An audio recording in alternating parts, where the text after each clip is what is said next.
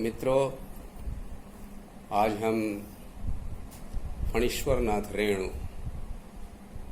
हिंदी का मृदंगिया,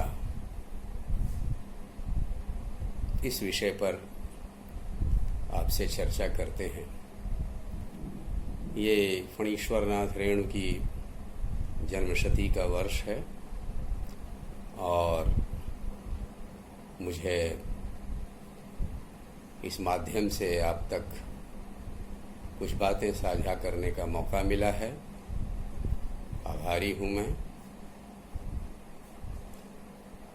मित्रों, हर लेखक के साहित्य संसार के अनुरूप उसकी भी अपनी एक छवि होती है और इसीलिए मैंने रेणु के कथा साहित्य के भीतर से ही उनकी छवि के लिए ये बिंब चुना, मृदंगिया। आप जानते हैं उनकी कहानी रसप्रिया का मुख्य पात्र है पचकौड़ी, जो विदापत या रसप्रिया गाते हुए मृदंगिया की भूमिका में इस पूरे अंचल में लोकप्रिय है। ये एक लोक कलाकार पूरी कहानी के भीतर एक प्रेम की वेदना है,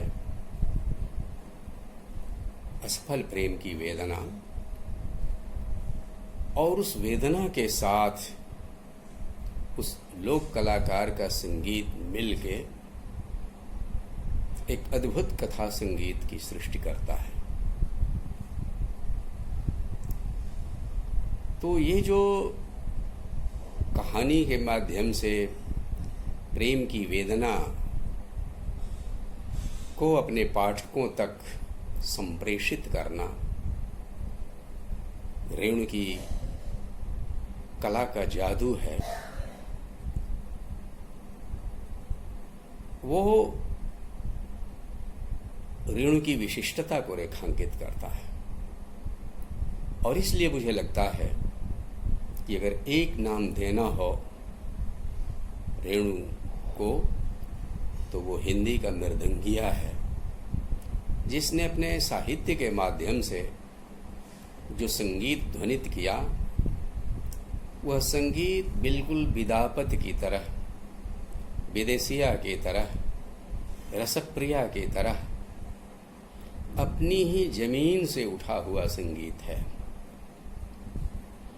जिस तरह से उनकी कहानी के पात्र, चरित्र, उनकी बोली बानी, उनकी चाल, उनके मुहावरे,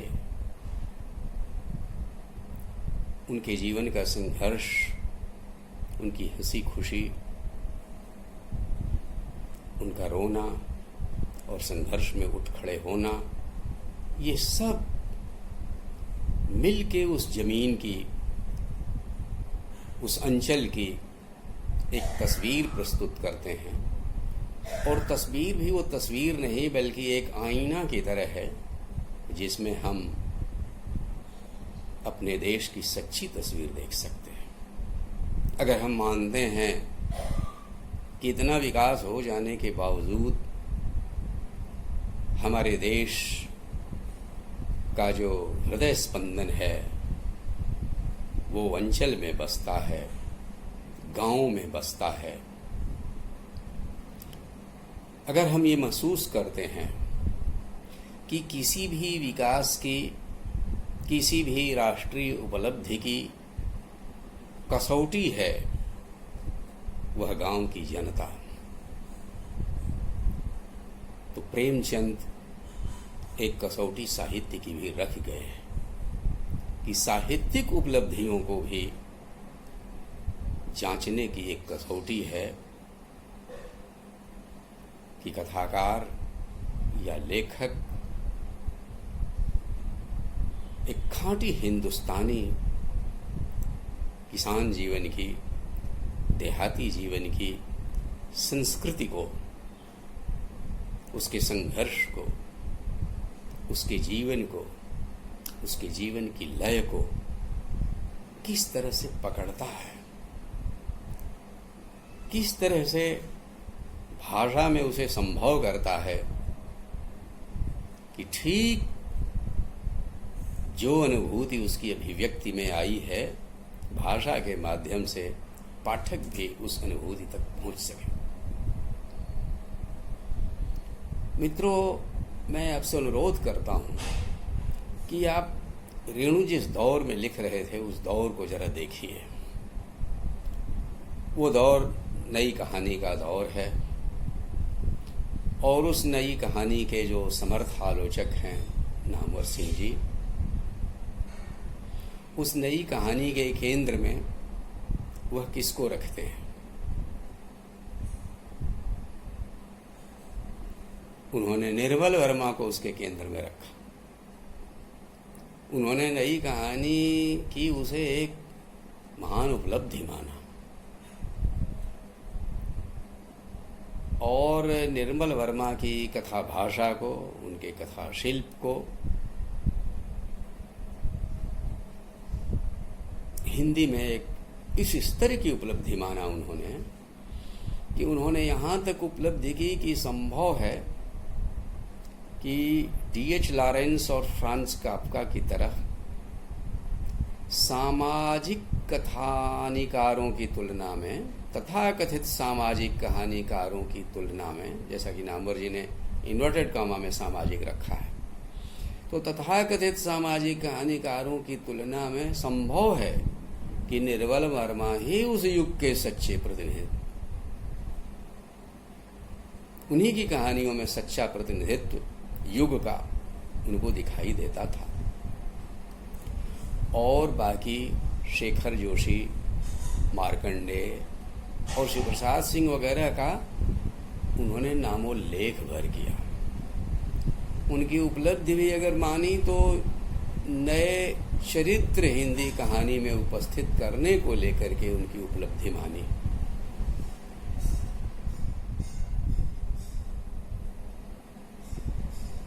इतना ही नहीं, उन्होंने कहा कि हिंदी कहानी में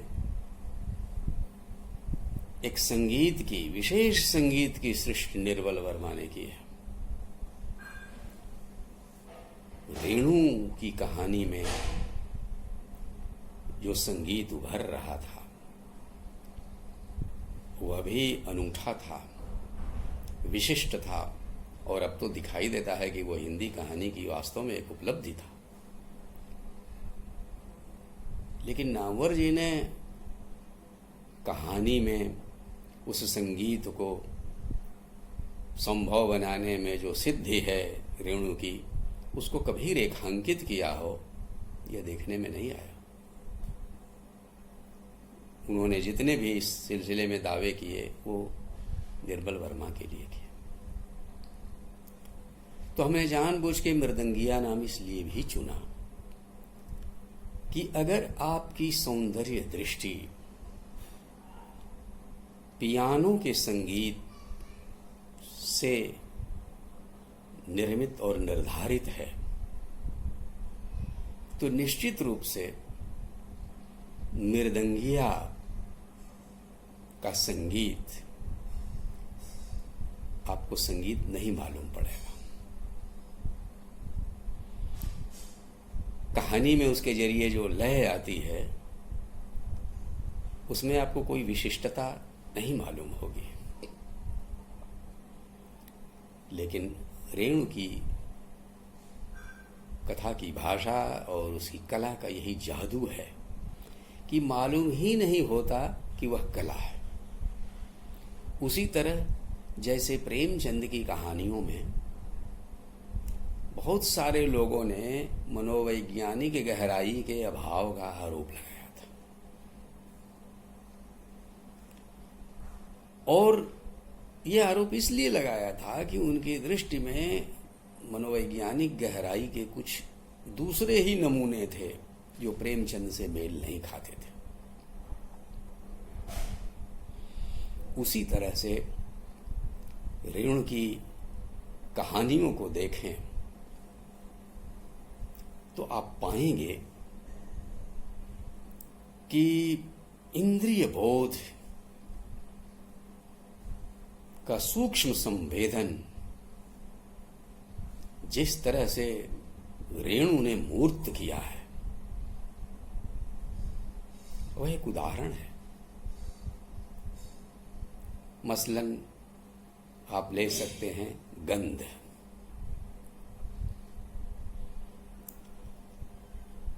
रसप्रिया कहानी में ही बैलों को बार बार हांके जाने के बावजूद वे पटसन के खेत की ओर दौड़ते हैं,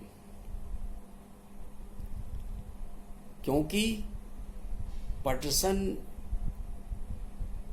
के हरे हरे पौधों की गंध उनको खींच रहे। रेणु ने लिखा खटमिठी गंध।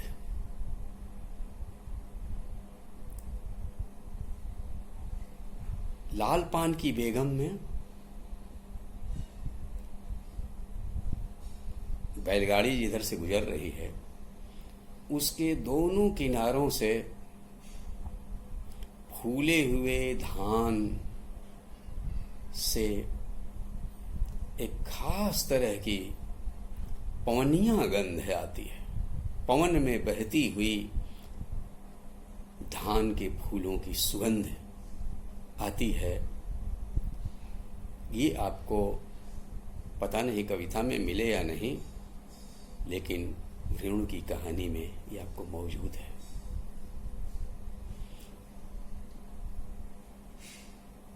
महिलाओं ने मेले में जाने के लिए गौने की साड़ी निकाल के पहनी हुई है और उस साड़ी की केवल सरसर की ध्वनि नहीं, रेणु विशेष रूप से रेखांकित करते हैं गौने की साड़ी की एक खास गंध होती है। और अभाव की जिंदगी जीने वाले पात्र भी उनमें और चीजों का अभाव है, लेकिन इस इंद्रिय बोध को जो उन्हें मिट्टी से, पौधों से, उनके आसपास के जीवन से जो गंध आती है उसको महसूस करने की सामर्थ्य उनमें है और ये उनके अपने सहज सौंदर्य बोध का अंग है। इस पर नजर लोगों की नहीं गई थी, लेकिन रेणु तो बिल्कुल जैसे उस मिट्टी में रच बस गए हैं और वहां से उभरी हुई कला ठीक पवनिया गंध की तरह आके उनकी भाषा में शामिल हो गई है। इसी तरह आप लीजिए उनकी जो प्रसिद्ध और अमर कहानी है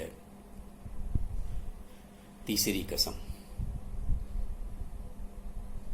उस कहानी में हीरामन इस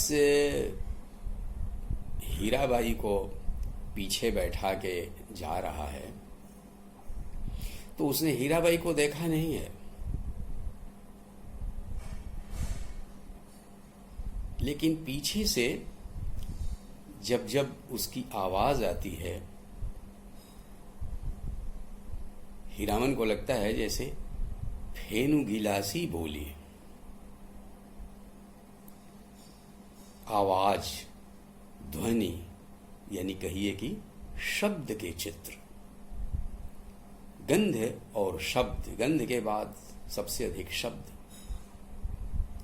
तरह तरह की बोलियों के अलग अलग चित्र। जब हीराबाई नदी किनारे साथ साथ बैठकर चूड़ा दही खा रही है, उसके होठों पर दही चूड़ा खाते समय हीरामन को लगता है ना, उसके लाल लाल होठों पर गोरस का परस। कभी तोते को दूध भात खाते देखा है? एक विशेष चित्र, यानी रूप का चित्र, आंखों में जो बस जाने वाला चित्र है। उसके लिए उपमा उन्होंने बहुत कोई अनूठी उपमा नहीं ढूंढी, बिल्कुल आसपास की उपमा जो हीरामन के अपने मन से मेल खाता है। तो जनमन से मेल खाती हुई उपमाएं खुद उनके जीवन के भीतर से निकल के आ जाती हैं। हीरामन को याद आता है कि एक बार उसने सर्कस वालों का बाघ लाने के लिए उस बाघ गाड़ी में अपने बैलों को जोत दिया था। तो बहुत दिनों तक जो बघाइन गंध है वो उसको अनुभव होती रही। बहुत दिनों तक बघाइन गंध जाती ही नहीं थी। ये बघाइन गंध ये केवल रेणु के यहां मिलेगी। आदिम रात्रि की महक। इस कहानी में जो कर्मा झारखंड का आदिवासी है, वो जब रेलवे क्वार्टर से निकलकर जहां वो चाकरी करता है, जब वो गांव में जा रहा है, सरसतिया के गांव में, तो उस गांव की एक विशेष महक उसको आती है, एक विशेष महक। इतना ही नहीं, सरसतिया के शरीर से, उसके बालों से, उसके कपड़ों से भी एक विशेष गंध आकर उसके नथनों में बस जाती है। आखिर ये जो रेणु की कहानियों में है,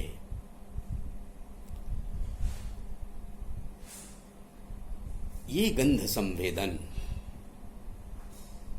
क्या कहीं और किसी के कहानी संसार में दिखाई देता है? और रेणु बिल्कुल ये एक नया संसार लेके आ रहे थे। पाठक तो रमता था उनकी रचनाएं पढ़ने में, लेकिन आलोचक ने उसको पहचानने में भूल की। आप देखें कि रेणु इसके जरिए भाषा में क्या क्या संभव करते हैं। चिड़ियों की बोली, लोगों की बोली, पेड़ पौधों की बोली, हवा की, आंधी की, प्रकृति के एक एक स्पंदन की ध्वनियां उन्होंने अंकित की। इसके लिए मशहूर हैं। सबसे बड़ी चीज कि सर्वत्र सब तरफ से उनको केवल एक खास लयबद्ध ध्वनि सुनाई देती है। जैसे मैहर के जो बाबा थे, संगीत के महारथी, तो अब देखेंगे कि अलाउद्दीन खान साहब, तो उन्होंने उड़ते हुए पक्षियों के पंखों की फड़फड़ाहट में भी उन्हें संगीत का कोई बोल सुनाई देता था। रेणु कुछ ऐसा ही लोक कलाकार है जो अपने आसपास की एक एक ध्वनि को, एक एक गंध को, एक एक शब्द को लयबद्ध करता है। और जितने प्रकार के बाजे हैं गांव के, झांझ का, मृदंग का, ढोल का, इन सब का अलग अलग बोल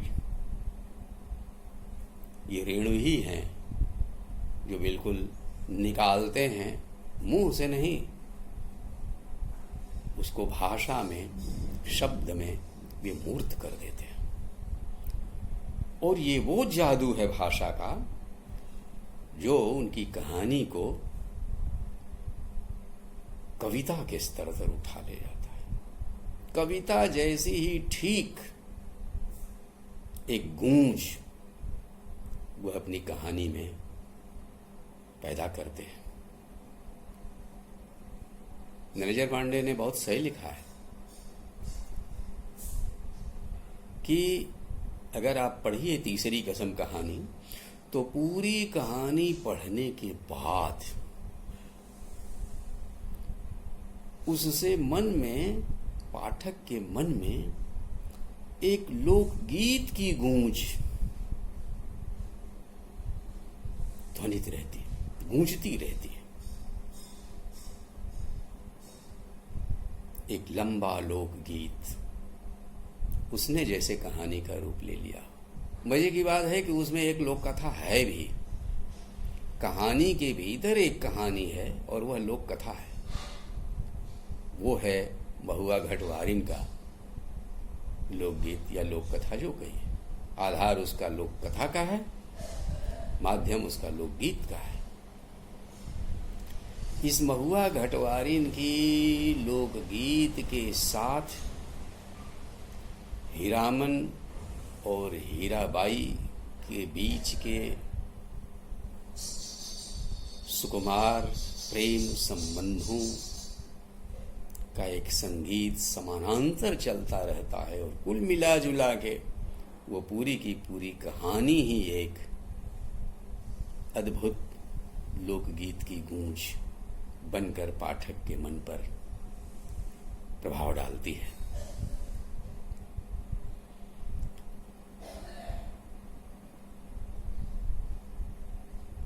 इसीलिए मैंने एक उन्हीं की कहानी के भीतर से ये मृदंगिया नाम मैंने चुना, जिसका हृदय प्रेम की वेदना से संवेदित है, लेकिन वो केवल लोक कलाकार ही नहीं है, वो एक सदा हुआ कथाकार भी है। इसलिए भाषा के माध्यम से वो हम तक उस संगीत को पहुंचा सकता है।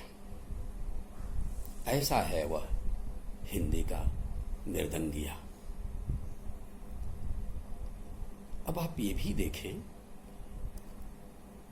कहानी में, उपन्यासों में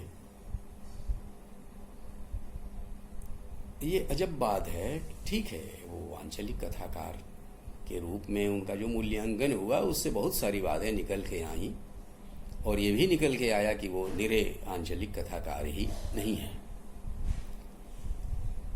अगर मैला आंचल को ही देखें तो उसमें भोजपुरी भाषा भी आती है, मगही बोली भी आती है। ज़्यादातर जो पुलिस के जवान हैं वो पूर्वी उत्तर प्रदेश के गए हुए हैं या दक्षिणी बिहार के हैं, और वो भोजपुरी बोलते हैं। मगही की बोली तो है ही, मैथिली है, और जिस क्षेत्र की कहानी है वो मैथिली का वो हिस्सा है जिसको अंगिका भाषी माना जाता है। तो ये जो विभिन्न लोक भाषाएं, जिनको हम मान लेते हैं कि वो अलग अलग कंपार्टमेंट्स से बंधी हुई हैं और दूसरे लोग उनको समझ नहीं सकते, तो आप देखिए कि कानपुर की हीराबाई हीरामन के मुंह से भोजपुरी के लोकगीत सुनती है और वो समझती जाती है।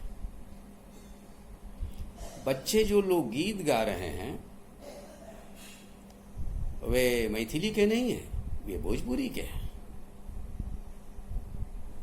इसका मतलब लोकगीतों की एक साझा संपत्ति है, जो भोजपुरी से उठ के मगही रूप ले लेते हैं, मगही से उठ के मैथिली में पहुंचते हैं, कुछ उसमें मिल जाता है, लेकिन सभी जनपदों के लोग उसका आनंद उठा सकते हैं। यहाँ तक कि कानपुर की हीराबाई भी उसमें रम सकती है। तो रेणु की कहानियों की भाषा को जो एक अजूबा समझा गया, बोलियों का बोलियों को ही अजूबा हम मानते हैं, लेकिन वास्तव में कैसे हिंदी उन्हीं से बनती है, कैसे हिंदी उन्हीं की ताकत से जानदार होती है। हिंदी में जो एक माने हिंदी पानीदार भाषा बनती है, तो वो जनपदों की पृष्ठभूमि उसके पीछे, जनपदों के पोखर और ताल तलैयों का पानी है जो उसको पानीदार बनाता है। इसलिए रेणु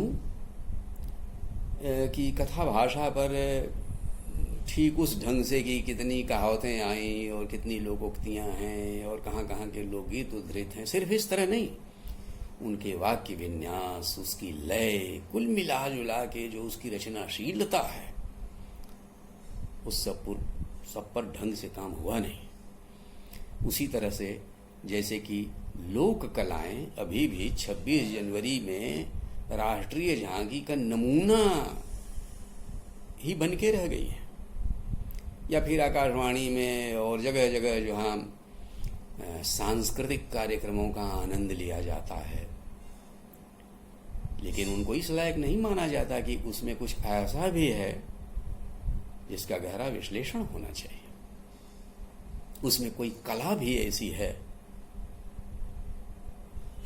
जो सिर्फ उनकी है और उससे सीखा जा सकता है। उसी तरह से रेणु की कथा भाषा उन्होंने विषय गांव देहात से लिए, जैसे प्रेमचंद ने लिए थे, लेकिन आप देखेंगे कि उनके चरित्र, उनकी दुनिया, ठीक उसी तरह से उनकी भाषा भी अनूठी है, अलग है।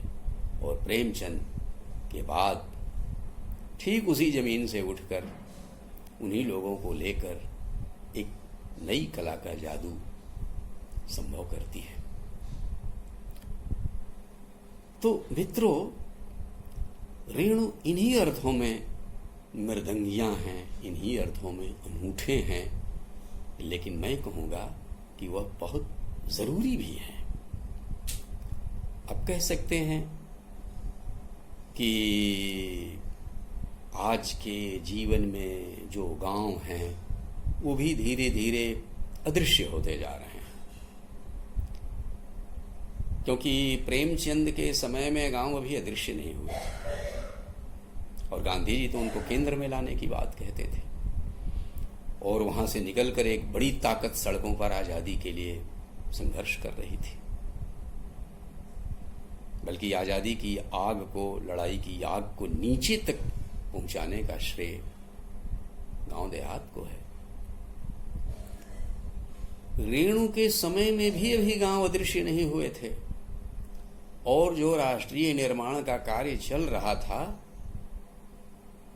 उसमें गांव कहना चाहिए कि एक चुनौती की तरह थे।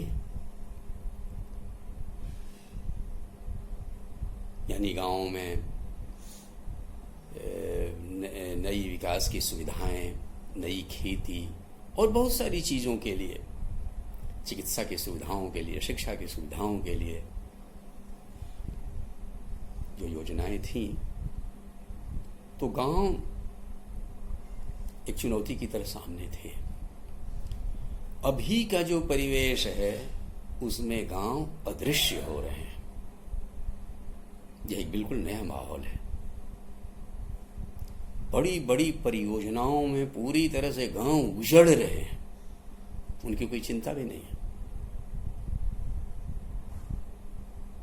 1961 में झारखंड में यूरेनियम की जो खुदाई होनी शुरू हुई, आप जानते हैं कि उसको लेकर के बहुआ माझी ने जो उपन्यास लिखा है, झारखंड में जो कुछ हो रहा है उस पर लेकर रणेंद्र ने जो उपन्यास लिखे हैं, तो उसमें यही चीज उभर के आती है कि गांव अब अदृश्य हो रहे हैं और राजनीति में उसकी कोई चिंता नहीं। और कुल मिला जुला के ये आंचलिक परिघटना नहीं, वैश्विक परिघटना। चेरनोबिल संयंत्र से लेके तारापुर परमाणु और बहुत सारी और भारत में भी जो भोपाल गैस कांड हुआ और दूसरी तमाम चीजों को मिला के देखिए तो कुल मिला जुला के एक वैश्विक परिघटना के भीतर गांव की क्या हैसियत बन रही है। तो उसमें रेणु किस तरह जरूरी है।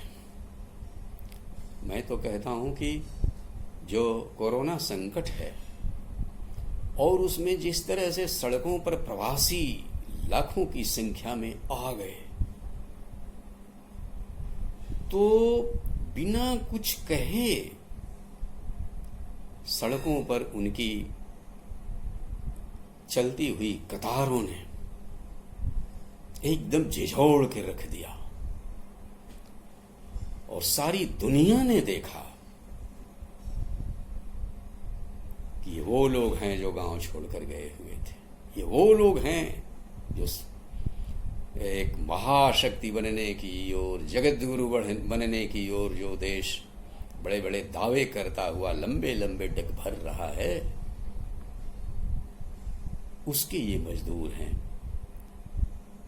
जो हजारों किलोमीटर दूर, 1000 किलोमीटर दूर, 600 किलोमीटर से लेके 1000 किलोमीटर दूर तक और आगे तक गए थे,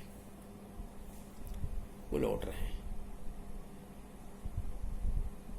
तो जो जंगलों में आदिवासियों के गांव उजड़ रहे हैं, गांव के गांव उजड़ गए, बड़ी बड़ी परियोजनाओं में, बांधों की बड़ी बड़ी परियोजनाओं में, तो ये जो अदृश्य होता हुआ समाज है, तो इसने एक चेतावनी तो दे दी संसार को कि आप जो हजारों लाखों पेड़ लगा के फोटो खिंचवा के संतुष्ट हो जाते रहे हैं और आपने सुध नहीं ली कि फिर उन पेड़ों का क्या हुआ, वो बचे कि नहीं बचे। तो 6 लेन की सड़कें तो बनती गई, एक्सप्रेसवे बनते गए, लेकिन ये जो लाखों पेड़ कटते गए, उनकी भरपाई कैसे हो। नए पेड़ जो आपने उगाए वो कहाँ हैं। तो मनुष्य और प्रकृति के बीच का संबंध जो बेहद सांघातिक ढंग से पूरे विश्व में एक संकट बन के उभरा है, कोरोना संकट ने वो सबके सामने ला खड़ा किया।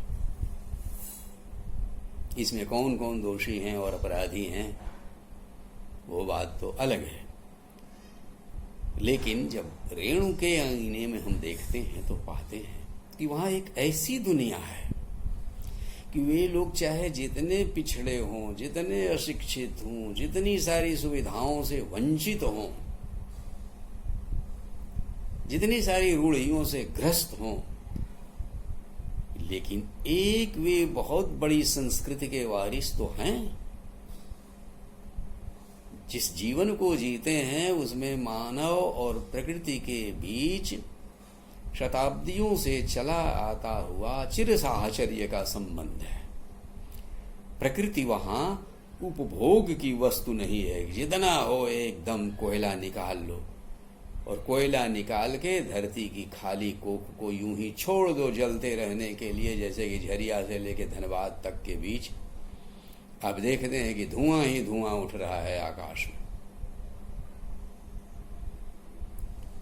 तो ये जो प्रकृति विरूपित होती चली गई है, ये केवल सौंदर्य बोध का मामला नहीं है, ये जीवन का मामला है। और पूरे देश में और पूरे विश्व में जिस तरह से प्रकृति और मनुष्य के बीच के संबंध को छिन्न किया गया है, उजाड़ दिया गया है, बर्बाद किया गया है और सब कुछ को केवल संसाधन मान लिया गया है। संसाधन मानने वाला यह विचार इतना लोकप्रिय हुआ या इसको लोकप्रिय बनाया गया कि अंततः मनुष्य को भी संसाधन कर दिया गया। यानी शिक्षा का काम भी है कि मनुष्य को एक संसाधन के रूप में गढ़ो। वन संसाधन, जल संसाधन, सब संसाधन। तो प्रकृति और मनुष्य के बीच के चले आते हुए जो जीवंत संबंध हैं, आवयविक संबंध हैं, यही हमारे जीवन का आधार था। रेणु की कहानियां दिखलाती हैं कि भी किसान अपनी मिट्टी से, ऋतुओं से, मौसम से, हवाओं से, पानी से, पोखर से, पक्षियों से अपने साथ के पड़ोसियों से किस तरह से जुड़े हुए हैं, और लड़ते हैं और झगड़ते हैं, फिर भी एक दूसरे की चिंता करते हैं। लड़ते हैं और झगड़ते हैं, लेकिन साथ फिर मेले में जाते हैं, एक दूसरे को फिर पुकारते हुए साथ लेके जाते हैं। ये जो उन्होंने दुनिया दिखाई है, प्रकृति और मनुष्य के बीच का घनिष्ठ संबंध, ये वो विरासत है जिसकी सबसे गहरी चिंता अब विश्व में अनुभव की जा रही है और अपने देश में भी अनुभव की जा रही है। ये वो विरासत है जो ये मांग करती है कि हर तरह के विकास के बीच में ये जो अदृश्य होते गांव हैं, उनको बचाने की ही नहीं, उनको केंद्र में लाने की जरूरत है। जीवन को बचाने के लिए जरूरी है कि मनुष्य और प्रकृति के बीच के संबंध को उस तरह से सुरक्षित रखो, उस तरह से फिर से बनाओ और जोड़ो, जैसे आदिवासी जंगलों में गिरिजनों ने, जंगल में रहने वाले जनों ने, जंगल जमीन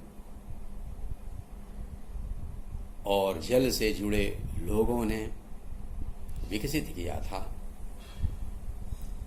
उस धाती को साहित्य के संस्कार किस तरीके से सजो के रखें, सौंदर्य बोध का भी अंग बना दिया रेणु ने उसको। जैसे आप कालिदास की दुनिया पढ़ते हैं, वाल्मीकि में, संस्कृत कविता में खास तौर से आप पाते हैं, वाल्मीकि से लेके भवभूति तक, कि वहाँ प्रकृति से मनुष्य के बीच का जो घनिष्ठ संबंध है वो किस तरह से जुड़ा हुआ है। तो रेणु की एक बहुत बड़ी विरासत है, लेखक का एक काम है कि नई आने वाली पीढ़ियों को और मनुष्य को इसका एहसास कराए कि तुम ही एक नहीं हो। इस जीवन में मिट्टी का भी हिस्सा है, मिट्टी पर उगने वाले वनस्पतियों का हिस्सा है, और तुम इन वनस्पतियों की तरह भी तुम इस मिट्टी से उगे हो। जल और ये सूरज और ये रोशनी, इन सब पर के अधिकारी एकमात्र तुम ही नहीं हो। तीसरी बात जो मैं कहना चाहता हूं रेणु को रख के, कि रेणु केवल गांव की सुषमा से मुग्ध होने वाले कथाकार नहीं है। महिलायाचल में उन्होंने दिखलाया है कि कैसे गांव जातियों में बंटा हुआ है। ये केवल महान भारतीय संस्कृति की बात करने वाले व्यक्ति नहीं। भारतीय संस्कृति को जानना हो तो रेणु को देखना होगा। जो ठोस जमीन है उसको जानना होगा, कहाँ दलदल है और कहाँ कीचड़ है और कहाँ खंदक खाई है। तो आप पाएंगे कि जो मेरीगंज है वो जाने कितनी जातियों के टोलों में बंटा हुआ है। महंत जी जब भोज देते हैं तो ब्राह्मण दूसरी जातियों के साथ बैठकर खाने को तैयार नहीं होते, राजपूत दूसरी जातियों के साथ एक ही पंगत में बैठने को, खाने को तैयार नहीं हैं। और यहाँ तक कि जो राजनीति पहुंचती है वो उन जातियों को और मजबूत करती है। आजादी के बाद सारी की सारी पार्टियां मिलके कहां तक जाति को तोड़ती, जातियों ने ही उनको भीतर से तोड़ दिया। और बावनदास अनुभव करता है, बावनदास कहता है कि अब सब पार्टियों को चाहिए कि अपनी अपनी टोपी पर अपनी जाति का नाम रख ले। कोई कार्यकर्ता पहचान में नहीं आता वो किस पार्टी का है, वे सब अपनी अपनी जाति के हैं। सब पार्टियां एक समान हो गई। तो ये जो जाति का जहर है, इसकी पहचान उन्होंने वहां कराई।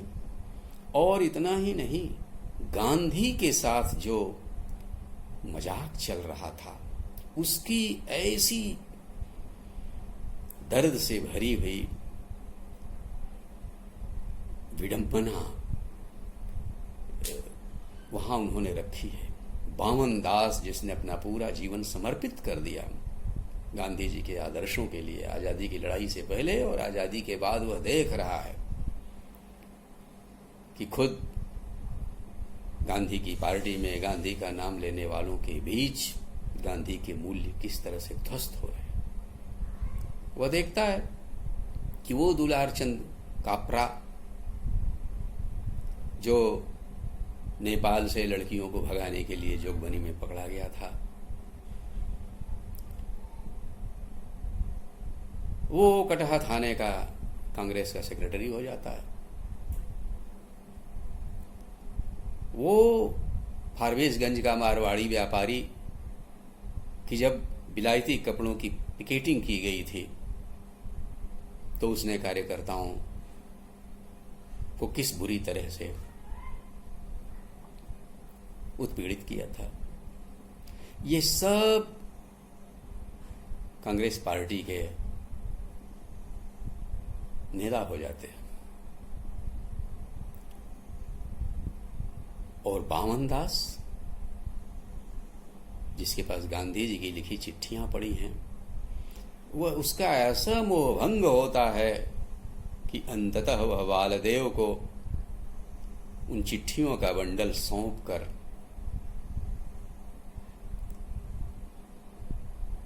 उस सीमा पर जाता है नरकटियागंज की ओर, जहां उसे चोरबाजारी की खबर मिली है, और बामन दास अकेले पहुंचता है। एक अकेला सत्याग्रही आजाद मुल्क में चलने वाली चोरबाजारी को रोकने के लिए बैलगाड़ियों के आगे डट जाता है बीच सड़क पर, और सत्याग्रही के खिलाफ जो बैलगाड़ियां खड़ी हैं उस तरफ दुलारचंद कापरा की टीम है, पुलिस है, उन्हीं के साथ है। पूरा एक गुट सामने जो आ जाता है तो एक भविष्य दिखाई दे जाता है कि आज़ादी के मूल्यों के साथ, गांधी जी के मूल्यों के साथ क्या हो रहा है, क्या और आगे होने वाला है। और एक बामन दास सत्याग्रही के ऊपर से जाने कितनी बैलगाड़ियां उसके ऊपर से गुजर जाती हैं, और बामन दास की लाश नागर नदी के उस पार, अब जो बांग्लादेश है, उस समय जो पाकिस्तान था, उसकी सीमा में फेंक दी जाती है। और फिर उधर की पुलिस लाकर उसे नदी की धारा में छोड़ देती है। उसका झोला वह दूर से फेंकते हैं जो सांहुड़ की डालों में अटक जाता है। और जो गांधी के साथ होने वाला था उसको किस तरह से चित्रित किया रेणु ने, किस खूबसूरती से, कि लोगों ने उस सांहुड़ की डाली में अपनी मनौती मानने के लिए चिथड़े बांधना शुरू किया, और वह बामन दास चिथरिया पीर के रूप में पूजा जाने लगा। गांधी की यह एक विडंबनात्मक परिणति, जो महात्मा से चिथरिया पीर में बदल गए, बामन दास की हत्या गांधी जी की हत्या का संकेत करती है। यह उनकी व्यक्तिगत हत्या से एक बड़ी हत्या है, जो उनके मूल्यों की हत्या है, उनके आदर्शों की हत्या है। और बालदेव पार्टी ऑफिस छोड़कर अब अपने गांव चन्नन पार्टी जा रहा है कि अब चन्नन पट्टी में जाकर हम अपनी जाति की राजनीति करेंगे। जाति बहुत बड़ी चीज होती है। तो रेणु केवल एक आंचलिक कथाकार नहीं है, केवल वह गाना बजाना, लोक लय धुन का अनुकरण करने वाले कथाकार ही नहीं है। जैसे प्रेमचंद की कथा भाषा का रहस्य बताने चले तो बताया कि इतने मुहावरे हैं, इतने शब्द उर्दू के हैं, इतने शब्द तत्सम भी आ जा रहे हैं। उसी तरह से रेणु के इतने शब्द मैथिली के हैं, इतने भोजपुरी के हैं। रेणु की कला का ये जो मूल्यांकन है, ये एक बहुत सतही मूल्यांकन है। ये तो बगैर कापी पढ़े हुए कापी के ऊपर ही नंबर दे देने की तरह से है। रेणु की कला का जादू जनजीवन से उनके गहरे लगाव में है। रेणु ने मूल्यों का जीवन जिया था। रेणु नेपाल की राणाशाही के विरुद्ध जो क्रांति हुई थी, उसमें वो एक योद्धा के बतौर शरीक हुए थे। उस योद्धा कथाकार की कलम से नेपाली क्रांति कथा लिखी गई।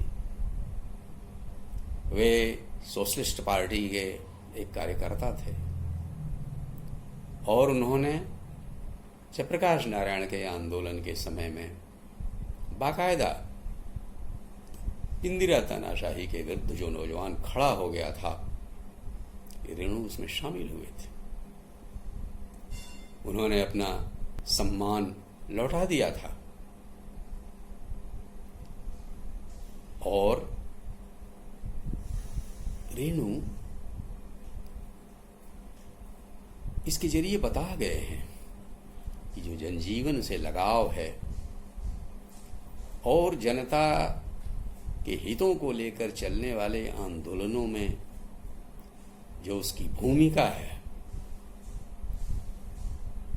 वो दिखाती है कि लेखक का लेखन और उसका जीवन दो नहीं एक है। महाश्वेता देवी के भीतर बाद में हम देखते हैं कि उन्होंने भी इसी तरह से अंचल को पकड़ा, आदिवासी को पकड़ा, उसके चरित्र और चेहरे को पकड़ा और उसकी कहानियां ही नहीं लिखी, उन्होंने शबर जनजाति के आंदोलन में अपने को पूरी तरह झोंक दिया। तो आजादी के बाद के जो हमारे बड़े कथाकार हैं, समूचे भारतीय साहित्य में रेणु उन्हीं की अगली कतार में गिने जाने लायक कथाकार हैं। वे हिंदी के मृदंगिया हैं और भारतीय साहित्य में भी अपनी एक पहचान रखते हैं। अपनी मिट्टी, अपनी बोली बानी के बूते वह केवल हिंदी की ही विभूति नहीं हैं, बल्कि हमारे समूचे भारतीय साहित्य की भी एक विशिष्ट विभूति है। मित्रों, रेणु की जन्मशती के अवसर पर ये जो हिंदी के इस मृदंगिया पर कुछ दो चार फुटकर बातें आपसे साझा करने का मौका मिला और मुझे दिया गया, इसके लिए मैं आयोजक मित्रों का हृदय से आभार व्यक्त करता हूँ। नमस्कार।